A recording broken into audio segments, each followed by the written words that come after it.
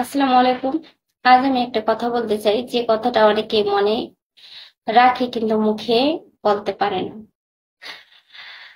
আমি সেই সময়ের কথা বলছি, যে সময়টা আমি একা ছিলাম। মা ছিল না, সৎ মা। দায়িত্ব ছিল, ভালোবাসা ছিল না। বিয়ের পর যখন স্বামী আমাকে চায়নি, তখন আমি মনে করতাম আমি পর জন্মই পুঁতে জন্মেছি। দিন শেষে কেউ পাশে ছিল না। বন্ধু বান্ধব, পরিবার, আত্মীয় সমাজ, এক ঘরে কাঁদতাম। পেট ভরা না থাকলেও চোখ ভরা থাকতো। কিন্তু একদিন নিজেকে জিজ্ঞেস করলাম, আমি নিজেকে কি ছেড়ে দেব? না, আমি নিজেকে ভুলবো না।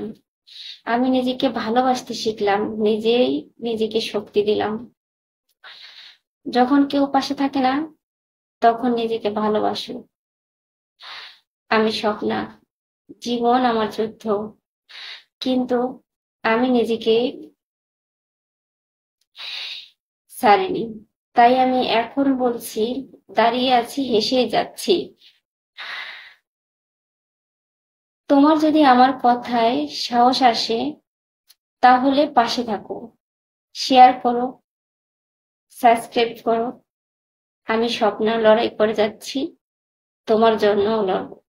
আমি স্বপ্না। আজ আমি সেই সময়ের কথা বলবো, যে সময় আমি ভেবেছিলাম আমি ভেঙে পড়বো, কিন্তু না। আজ আমি মাথা উঁচু করে দাঁড়িয়েছি। মানুষ দেখেছে আমার কষ্ট, কিন্তু বুঝতে চায়নি। কেউ পাশে থাকেনি, বরং বলেছে এই মেয়ে আর কিছু করতে পারবে না।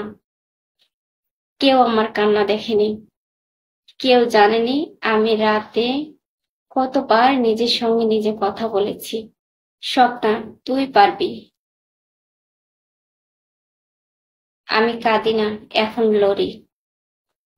আমি এখন কারো মুখ না দেখে কথা বলি, কারণ আমি জানি আমার সত্য আমাকে শক্তি দেয়।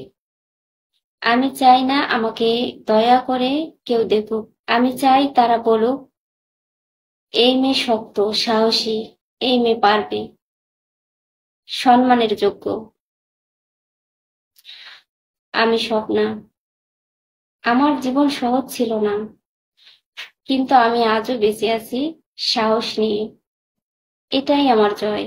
তুমি যদি ভেঙে পড়া থেকে উঠে দাঁড়াতে চাও, তাহলে পাশে থেকো, আমার গল্প শোনো।